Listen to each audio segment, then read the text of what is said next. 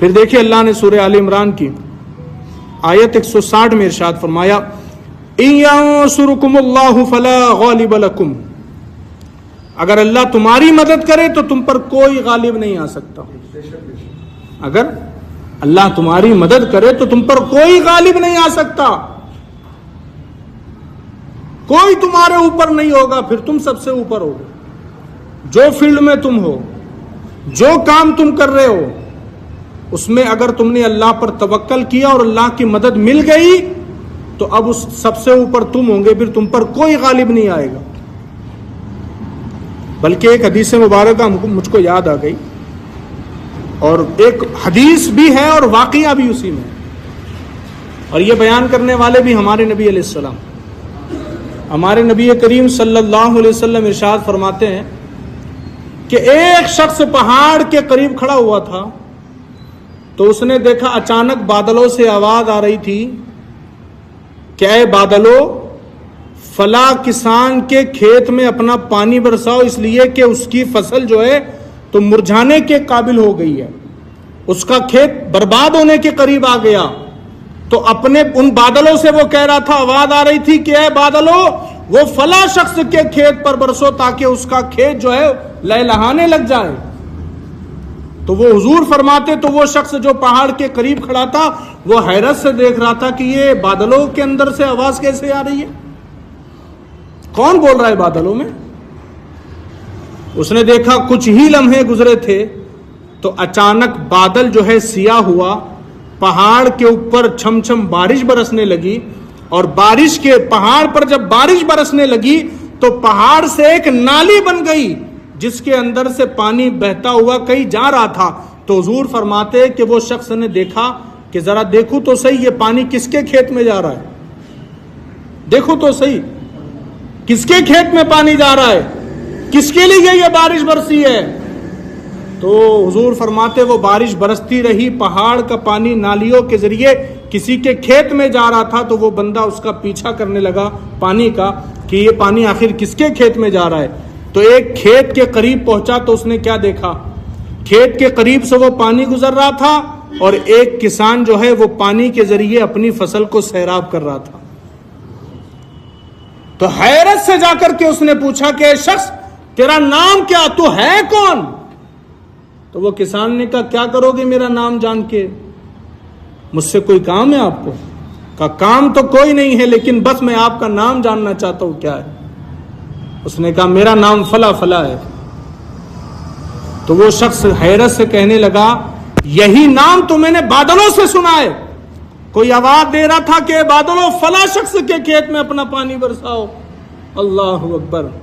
تو وہ شخص کہتا ہے کسان ذرا یہ تو بتا تیرا وہ کون سا نیک کام تھا، کون سا نیک عمل تھا کہ تیرے لیے خاص اسپیشل تیرے لیے اللہ نے بارش نازل کی ہے، کون سا عمل ہے تیرا جو اللہ نے تیرے لیے بارش کو نازل کر دیا؟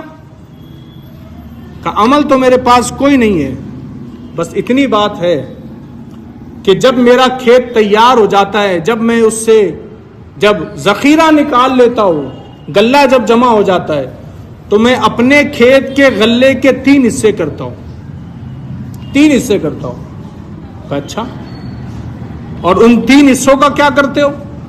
کہا ایک حصہ میں اپنے بیوی بچوں کے لیے، بھائی بہن کے لیے نکال کر رکھ لیتا ہوں، غلے کا دوسرا حصہ میں واپس دوبارہ سے کھیتی کرنے کے لیے اس کو استعمال کرتا ہوں تاکہ اس کو بیچ کر میں دوبارہ کھیتی کر سکوں اور سامان خرید سکوں.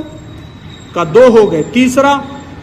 کہا تیسرے غلے کو میں اٹھا کر کے رکھتا ہوں، میرے شہر میں جو بھی غریب یا جو بھی یتیم ہوتا ہے میں اپنے تیسرے غلے کا حصہ ان کو دے دیتا ہوں، ان کو تقسیم کر دیتا ہوں. اللہ اکبر. تو حضور فرماتے اس کے بعد کہ دیکھو وہ بندہ اپنے کھیت میں سے اناج یتیموں اور غریبوں کو دیتا تھا تو اللہ نے اس کے کھیت کو برباد نہیں ہونے دیا، آباد کر دیا. اس لیے کہ اس کا کھیت کیسے برباد ہو سکتا ہے جس کے کھیت سے غریبوں یتیموں کا پیٹ بھرتا ہو، اس کا کھیت کیسے برباد ہو جائے؟ تو اس کا اپنے رب پر توکل ایسا تھا کہ خاص اللہ نے اس کے لیے بارش نازل کی، اس کے کھیت کو سیراب کرنے کے لیے. تو جب اتنے کھیتوں میں اللہ اس کے کھیت کو سیراب کرنے کے لیے پانی برسا سکتا ہے، تو دنیا میں پھیلا ہوا اتنا بڑا کاروبار ہے، تو کیا اگر اللہ پر ہم توکل کریں گے تو کیا سارے لوگوں میں ہم کو نہیں ٹھہرائے گا؟ وہ ہم کو نہیں کامیابی دے گا؟ ہم نہیں کامیاب ہو سکتے؟ یقیناً ہو سکتے ہیں۔ ضرورت کیا ہے کہ ہم اللہ پر توکل کریں تو اللہ کی مدد ہمارے ساتھ ہوگی۔ پھر آگے کہا وَإِن يَخْذُلْكُمْ فَمَن ذَا الَّذِي يَنصُرُكُم مِّن بَعْدِهِ، اور اگر وہ تمہیں چھوڑ دے تو پھر اس کے بعد کون تمہاری مدد کر سکتا ہے؟ یقیناً کوئی نہیں کر سکتا۔ اگر اللہ ہم کو چھوڑ دے تو اس کے بعد کوئی مدد نہیں کر سکتا۔ اور کہا وَعَلَى اللَّهِ فَلْيَتَوَكَّلِ الْمُؤْمِنُونَ، اور مسلمانوں کو اللہ ہی پر بھروسہ کرنا چاہیے، اللہ ہی پر بھروسہ کرنا چاہیے۔ مسلمان جب اللہ پر بھروسہ کرتا ہے تو جنگ بدر کے اندر اللہ تبارک و تعالی مسلمانوں کو کامیابی عطا فرمایا۔ جب مسلمان کی تعداد 313 تھی اور سامنے 1000 کافر تھے، لیکن اللہ کی جب مدد آئی تو اللہ نے 313 مسلمانوں کے ذریعے 1000 کافروں کو میدان جہاد سے بھاگنے پر مجبور کر دیا۔ 313 غالب آ گئے، اللہ پر توکل تھا۔ لیکن جنگ احد میں کچھ لوگوں کی غلطی کہ حضور کی نافرمانی انہوں نے کی، اس غلطی کی بنا پر اللہ تبارک و تعالیٰ نے سزا کے طور پر اس جنگ کو جو کامیاب ہو چکی تھی ناکامی میں بدل دیا۔ جو مسلمانوں کے حق میں آ گئی تھی جنگ، پھر وہ ناکامی میں تبدیل ہو گئی۔ مسلمان جنگ جیت چکے تھے لیکن اس کے بعد میں ہارنا پڑا مسلمانوں کو۔